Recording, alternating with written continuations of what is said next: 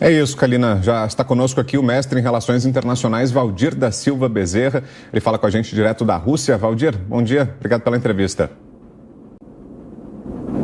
Bom dia, agradeço novamente o convite da Jovem Pan. Qual a situação por aí, Valdir? A gente já chegou a conversar até no começo da guerra, né? A gente falava sobre os protestos que vinham acontecendo na Rússia e eles voltaram a acontecer agora justamente depois desse anúncio do presidente russo, Vladimir Putin, da convocação de reservistas, né? Imagino que o clima aí seja de muita apreensão diante disso, né? A convocação recente sobre a mobilização parcial feita pelo presidente Vladimir Putin gerou, sim, um clima de determinado pânico, sobretudo entre os homens. Em muitos locais da cidade, a gente passou a ver amigos se encontrando ou se reencontrando, muitos dos quais num clima meio que de despedida das pessoas que receberam cartas em suas casas, convocações para serem enviados à Ucrânia. Claro que não imediatamente, mas depois de uma certa preparação, como também foi anunciada durante a fala do presidente russo. E certamente, como foi mencionado até anteriormente, ainda nessa matéria, muitos russos estão tentando deixar o país pelas fronteiras terrestres com a Finlândia e também pelas fronteiras terrestres ao sul da Rússia com os países da Ásia Central. Mas a dificuldade tem sido muito grande por conta do número de carros, do número de veículos e pelas dificuldades burocráticas que estão sendo impostas a esse êxodo, né, de pessoas do país. Agora eu gostaria de saber como é que o senhor enxerga a situação de Putin, a situação interna de Putin na Rússia, também por conta dessa convocação, as sanções que o país vem sofrendo, oligarcas que quebraram, enfim, como que o senhor enxerga? Será que Putin pode cair? Olha, a situação de Putin, ela envolve primeiro a dificuldade de vender ou de ter aquela sua ideia recepcionada pela população russa de que a existência do país está sob ameaça. Então, esse é um complicador para você arregimentar pessoas, para você arregimentar homens capazes de auxiliar o exército russo na Ucrânia, justamente porque uma coisa é você dizer que apoia essas operações russas sem necessariamente precisar tomar nenhuma ação. Outra coisa é quando chega uma carta na sua casa e você é convocado a ir diretamente para o conflito e você não tem ali 100% de certeza sobre as razões pelas quais a Rússia, logo de início, acabou entrando nesse conflito. Se, por um lado, o presidente russo ele parece, de fato, acreditar nas justificativas que foram dadas também logo no início, lá em fevereiro, a respeito da necessidade da Rússia entrar nessa guerra, entrar nesse conflito com a Ucrânia, essa mesma certeza ela não é compartilhada da mesma forma pela população russa, pelo menos no mesmo grau em que o presidente tem, né, essas convicções. Essas convicções do Putin, elas não são compartilhadas 100% pelas pessoas, e a gente vê isso justamente nessas manifestações contrárias a essa mobilização parcial e no número de pessoas que estão tentando deixar o país porque não entendem que essa guerra é uma guerra que deva lhes afetar diretamente. Muito bem, estamos ouvindo aqui no Jornal da Manhã o Valdir da Silva Bezerra, que é mestre em Relações Internacionais, falando com a gente sobre esses 7 meses da guerra na Ucrânia. A invasão russa começou exatamente no dia 24 de fevereiro e neste sábado, 24 de setembro, estamos completando, portanto, 7 meses da invasão. A gente já retoma a nossa conversa, mas um momento de muita apreensão e essa tensão aumentou no decorrer da semana, justamente por isso que mencionamos há pouco esse anúncio que foi feito pelo presidente da Rússia, Vladimir Putin, da convocação de reservistas apenas no indício de que a guerra ainda está longe do fim, de que a Rússia se prepara para que esse conflito siga por mais tempo, o que, claro, gera muita apreensão, não só lá na Europa, no leste europeu, como em todo o mundo. A partir de agora, estamos no ar também no rádio. Para você que nos ouve pelas redes Jovem Pan News e Jovem Pan FM, seja bem-vindo. Você acompanhava o horário eleitoral gratuito e agora passa a acompanhar aqui as notícias desse sábado no Jornal da Manhã. Estamos repercutindo aqui os 7 meses da guerra na Ucrânia, completados hoje, 24 de setembro. Estamos recebendo aqui no Jornal da Manhã o Valdir da Silva Bezerra, que é mestre em Relações Internacionais. Está conosco também o Luca Bassani, nosso correspondente na Europa, que é quem faz a próxima pergunta. Luca. Bom dia, professor. Eu gostaria de fazer uma pergunta relacionada aos referendos que estão acontecendo durante esses dias nas regiões ocupadas pela Rússia. Nós sabemos que, tirando a província de Lugansk, nas outras três, Donetsk, Zaporídia e também Kherson, há um foco de resistência ucraniana dentro dessas próprias regiões. Caso haja a anexação, como que o presidente Putin pretende lidar com esse foco do próprio exército ucraniano, que ainda estará dentro dos territórios agora chamados de russo, uma vez que a integração seja completa? Muito obrigado pela pergunta. Esses referendos foram iniciados justamente nessa semana. É um processo que vai durar 5 dias. Em algumas dessas repúblicas, nós estamos indo para o segundo dia de votações. Essas votações estão sendo bastante noticiadas pela mídia e elas acontecem em 4 regiões, né? Lugansk, Donetsk, Zaporozhye e a região de Kherson, que, em vista do resultado desses referendos, que a gente pode esperar que serão favoráveis à união com a Rússia, vão acabar ampliando o território do país, assim como aconteceu em 2014. Essa mobilização parcial, que foi anunciada pelo presidente Putin e depois foi consolidada pelo ministro da Defesa, Sergei Shoigu, ela tem uma estimativa de arregimentar cerca de 300 mil homens. Esses 300 mil homens, segundo o que foi colocado pelas autoridades, serão justamente enviados para fortalecer as posições russas que estão para trás do principal fronte de combate, o principal fronte de batalha entre os russos e os ucranianos.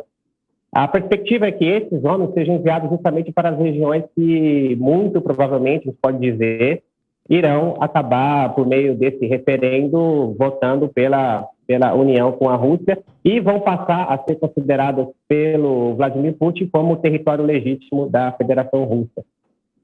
Nesse sentido, a ideia que se tem é que essas pessoas que acabarem chegando à Ucrânia, essas adições, né, essas novas forças, serão justamente para poder assegurar, enfim, uma situação mínima de estabilidade nessas 4 regiões mencionadas que a Rússia tem justamente a intenção de adicionar ao seu território.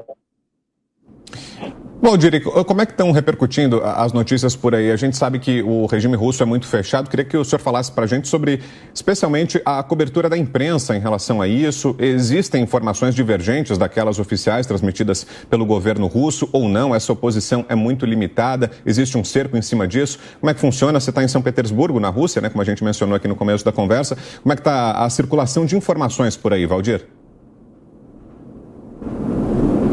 Olha, a circulação de informações em relação ao referendo, elas mostram que as pessoas dessas localidades, quando elas estão indo votar, geralmente um repórter russo aproxima-se delas, faz perguntas a respeito das intenções de voto das pessoas. Geralmente é mostrado que quem está indo votar com o desejo, de fato, de pertencer à Rússia. É mostrado um cenário como se essas regiões estivessem festejando, como se elas estivessem recebendo essa possibilidade de fazerem parte da Rússia com bastante entusiasmo. Então, é isso que é mostrado justamente na TV russa. É interessante mostrar que, em junho, a Rússia já fazia alguma movimentação no sentido de provavelmente executar esses referendos nessas regiões, justificando esses referendos como sendo a vontade do povo dessas repúblicas. Então, o que é mostrado na televisão aqui é que esse seria mais um caso que a Rússia diz se tratar de uma autodeterminação dos povos. Então, seria uma autodeterminação daquelas regiões que pertencem à Ucrânia, mas que depois da realização desse referendo, muito provavelmente, como eu mencionei, vão optar por fazer parte da Rússia. A pergunta desse referendo é bem simples. Ela diz o seguinte: você concorda com a entrada da República X como um sujeito dentro da Federação Russa? E aí tem a resposta sim ou não. É muito simples esse referendo, um referendo que tem já um direcionamento bastante claro e muito provavelmente, como eu mencionei, essas 4 regiões da Ucrânia vão ser consideradas pela Rússia como seu território, mas certamente não serão reconhecidas pela comunidade internacional como tal. Professor, agora o senhor que está aí convivendo, né, com toda essa situação, conta aqui pra gente, pra nossa audiência, é visível, é nítido nas ruas? O senhor observa os russos fugindo, como a gente via aquela situação dos refugiados da Ucrânia, aquelas imagens de saindo com malas, a família inteira na Rússia. Se observa este movimento também? Olha, esse movimento é nítido, ele é nítido nas regiões de fronteira. Você tem enormes filas de automóveis. Logo que foi anunciado, pouco tempo depois, existiram enormes filas de automóveis na fronteira com a Finlândia, em níveis anormais. Então, é isso que a gente acaba podendo ver, né, do norte da Rússia. As pessoas, né, parentes, conversando entre si sobre essa possibilidade, muitas famílias comentando a respeito, enfim, da possibilidade de maridos, de pais, de filhos, de irmãos sendo enviados para esse conflito, recebendo a intimação, né, do Estado. E isso causou o clima... No começo teve um determinado pânico, o clima é de muita preocupação com esse anúncio, porque essa mobilização é uma mobilização parcial, como foi mencionada, ela vai arregimentar uma parte dos reservistas e uma parte das pessoas que tiveram experiência militar, mas o que não se sabe é se essa mobilização parcial pode vir a se tornar depois, a depender, na verdade, do desenvolver desse conflito, numa mobilização mais abrangente. Então, esse é talvez o grande medo agora, sobretudo da população masculina da Rússia, que está nessa faixa realmente de 18 a 50 anos e que tiveram alguma experiência militar ou que tenham alguma especialidade que o Exército considera importante para esse momento de conflito com a Ucrânia. Agora 7h36. Repita. 7h36. Luca Bassani, mais uma pergunta, Luca. Pois é, professor, a pergunta que eu gostaria de fazer é relacionada à guerra se estender pelo inverno. Nós sabemos que é um momento difícil para guerrear, e se lembrarmos também da Segunda Guerra Mundial, foram muito difíceis os invernos de 41, 42, 43. O senhor acredita que agora, neste momento, essa própria estratégia do presidente Putin de fazer os referendos o mais rápido possível, seja para acabar com a guerra ou pelo menos diminuir a intensidade dela nesse momento em que as condições climáticas também não auxiliam aqueles que estão no campo de batalha? Muito bem. Eu não acredito que a chegada do inverno vai diminuir significativamente a intensidade dos conflitos. Infelizmente, do meu ponto de vista, esse conflito vai continuar durante o inverno e ainda pelos próximos meses. E a gente tem que ter em mente que, muito embora essa mobilização foi anunciada recentemente, o envio e a preparação desses homens que acabaram sendo alistados ou acabaram sendo chamados pelo Estado não será tão rápida. Então, a gente pode ter uma estimativa de que essas pessoas sejam enviadas para o fronte ou para fortalecer algumas posições no fronte nos meses finais desse ano, novembro, dezembro, e também começo do próximo ano, janeiro, fevereiro e março, que são justamente os meses de inverno. Então, a gente pode ter em mente que quando o inverno estiver nos seus momentos mais dificultosos, né, que são os meses de janeiro e fevereiro, é justamente o período em que vão estar chegando essas pessoas que estão sendo convocadas agora. eu tenho a impressão de que, como eu mencionei, o inverno não vai diminuir a intensidade dos combates. E o lado ucraniano, tendo conhecimento de que a Rússia está mandando fortificações, pode, na verdade, ter um efeito contrário, pode ter um efeito de forçar os ucranianos a também aumentarem a sua mão, aumentarem, né, a sua participação, a sua agressividade, para poder justamente lidar com esse fortalecimento russo que já está previsto. Valdir, e antes de seguir aqui com a nossa conversa, deixa eu só liberar o Luca Bassani, nosso correspondente lá na Europa, que está em Munique, vai se deslocar agora. Ele volta ainda hoje aqui no Jornal da Manhã com outras informações, mas a gente precisa liberá-lo. Então, bom trabalho por aí e até já, Luca. Obrigado. Bom, e só antes de retomar a conversa aqui com o Valdir, uma outra informação ainda falando sobre a guerra, a Rússia teria atingido uma barragem no rio Siversky Donets, no nordeste da Ucrânia, nesta semana. A informação foi dada por militares do Reino Unido neste sábado. O ataque teria ocorrido nos dias 21 e 22 de setembro, portanto, nessa semana, quarta e quinta desta semana, e seguiu um ataque anterior feito em uma outra barragem na região central da Ucrânia no dia 15 de setembro, segundo informações dos britânicos. Seguimos aqui a nossa conversa, então, agora 7h39. Repita. 7 horas e 39 minutos. Estamos de volta agora também no rádio, para você que nos ouve aqui pelas redes Jovem Pan News, Jovem Pan FM. Seguimos em contato aqui com Valdir da Silva Bezerra, mestre em Relações Internacionais, que está lá em São Petersburgo, na Rússia, falando com a gente sobre os 7 meses da guerra na Ucrânia. E queria voltar com você, Valdir, ao tema da circulação de informações, porque a gente sabe que aí na Rússia existem restrições até para a operação das redes sociais, né? A circulação de informações não é tão simples como aqui no Brasil, por exemplo, e em outros países que não têm um regime semelhante ao russo. E isso impõe severas restrições, né, à população. Queria que você explicasse para a gente como isso funciona, se a população tem acesso a notícias fora dos veículos oficiais russos, se há uma imprensa independente por aí, se há acesso, por exemplo, a veículos estrangeiros, canais de notícia de fora da Rússia. Como é que funciona tudo isso por aí, Valdir? Olha, a imprensa de oposição, se a gente pode colocar assim, que trabalhava no país, ela foi restringida. Ela foi restringida logo no começo, no mês de fevereiro e março. Existe, na verdade, uma diferença geracional. As pessoas com uma maior idade, as pessoas com mais de 40 anos, a geração mais, digamos assim, mais antiga, ela leva em consideração muito o que é falado na televisão. Então, a principal fonte de informação dessas pessoas é a TV. E as principais TVs do país são TVs estatais que têm um direcionamento bastante forte por parte do governo.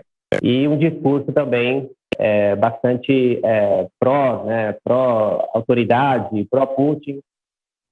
E agora os jovens, mesmo com essa limitação, eles estão tendo acesso a outras fontes de informação, porque muitos deles usam VPN, muitos deles usam outros veículos, também continuam usando as redes sociais de uma forma, agora não mais oficial, mas de uma paralela, justamente por conta das limitações que foram impostas. Tecnologicamente, então, eu posso colocar que uma boa parte da parcela jovem da população russa continua tendo acesso a outras informações, mas existe uma diferença geracional nesse quesito, como eu mencionei, as gerações mais antigas, os mais velhos, né, aqueles que têm já, como eu mencionei, mais de 40 anos, usam a televisão realmente como a sua principal fonte de informação.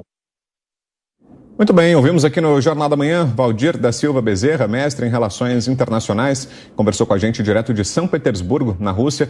Obrigado mais uma vez, viu, Valdir, pela presença aqui na nossa programação. Uma boa tarde para você por aí, bom final de semana, até uma próxima. Um bom dia, muito obrigado pelo convite. Desejo um bom final de semana a todos da Jovem Pan.